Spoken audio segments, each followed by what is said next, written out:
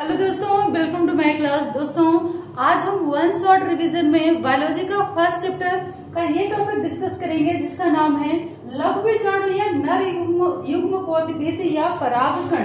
ठीक है, इसको हम क्या बोलेंगे? माइक्रोस्पोर्स अथवा मेल गेमेटोफाइट या पोलन ग्रेन्स। ठीक है, ये आप सबको पता है कि जो फ्लावर का नर पार्ट होता है या मेल पार्ट होता है वो आपका क्या है? परागकण। तो परागकण को क्या बोला जाता है? हम इसको लघु बीजाणु या परागकण नर युग्म कोटिभिद की प्रथम कोशिका होती है। मतलब परागकण को नर युग्म कोटिभिद की प्रथम कोशिका माना जाता है। तो अगर आपके एमसीक्यूज में ये क्वेश्चन पूछा जाता है कि नर युग्म कोटिभिद की प्रथम कोशिका कौन सी है, तो वो कौन सी होती है दोस्तों? परागकण। ये एक कोशिकी मतलब ये एक कोशिका में बना होता है, अगुणित होता है, सिंगल होता है, गोलाकार होता है, अंडाकार होता है। और दोस्तों, जो सबसे मेन इसकी परत होती है वो दो होती हैं। तो पहली परत आपकी है बाह्यचोल और दूसरी है अंतःचोल। तो ये जो बाह्यचोल है दोस्तों, इसको हम थोड़ा सा डिस्कस करेंगे। बाह्यचोल आपका, ये जो बाह्यचोल है ये इसी को हम मेग्जाइन बोलते हैं। यह मोटा और खुरदुरा होता है। मतलब जो बाहरी आवरण होगा किसका? परागकणों का। क्योंकि परागकण को जब हम माइक्रोस्कोप से देखेंगे दोस्तों तो कुछ इस तरह की संरचना इसमें दिखाई देगी। ठीक है, कुछ इस तरह की संरचना दिखाई देगी परागकणों की, जिसमें ये जो आवरण है ये बाह्यचोल होगा जो मोटा और खुरदुरा होता है, जो परागकण के अंदर वाले भाग की जीव द्रव्य की सुरक्षा करने का काम करता है। इसी में एक पदार्थ भी पाया जाता है दोस्तों, और इस पदार्थ को बोलते हैं हम स्पोरोपोलिनिन। ये है आपका स्पोरोपोलिनिन। और ये स्पोरोपोलिनिन जो होता है, इसी की वजह से जो परागकण होते हैं उनमें उच्च प्रतिरोधक क्षमता पाई जाती है, जिसके कारण ये लंबे समय तक इनको प्रिजर्व करके स्टोर करके रखा जा सकता है।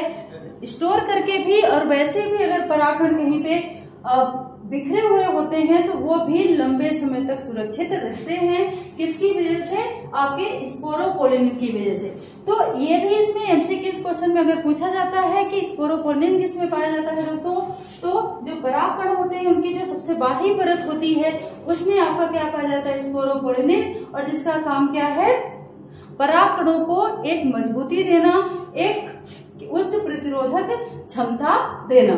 फिर दूसरी परत है दोस्तों अंतःचोल। ये जो आपकी परत है यहाँ पे देखिए, ये है अंतःचोल जो बाह्यचोल के जस्ट नीचे है।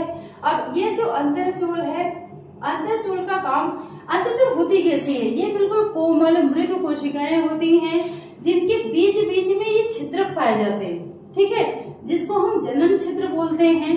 अब जहाँ पे जनन छिद्र पाया जाएगा वहां पे आपका बाह्यचोल नहीं पाया जाएगा। देखिए यहाँ पे जनन छिद्र है, किससे निकला हुआ जनन छिद्र है? अंतःचोल से।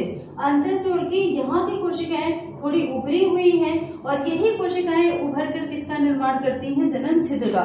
और एक चीज और ध्यान रखिएगा दोस्तों कि यही जो जनन छिद्र है ये आगे चलकर किसका निर्माण करता है? पराग नलिका का। पराग नलिका यहाँ से इस तरह से ये पराग नलिका निकलेगी और इसी पराग नलिका से फिर जो आपका नर युग्मक होता है, मेल गेमेट्स होता है, वो किस तरफ जाता है? बीजांड की तरफ। ठीक है, तो ये हो गई आपकी किसकी?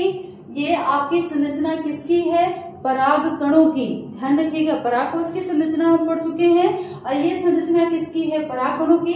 तो इसमें ये चीज ध्यान रखिएगा कि दो परत, बाह्यचोल और अंतःचोल, और इसको भी हमने डिटेल में पढ़ लिया है किसमें क्या क्या पाया जाता है। तो दोस्तों इसको ज्यादा डिटेल में नहीं पढ़ना है, बस इतना याद रखिएगा कि ये दो स्तरों से बना होता है, बाह्यचोल अंतःचोल। और बाह्यचोल में क्या पाया जाता है? स्पोरोपोलिन, जिसकी वजह से परागकणों में प्रतिरोधक क्षमता पाई जाती है। ठीक है।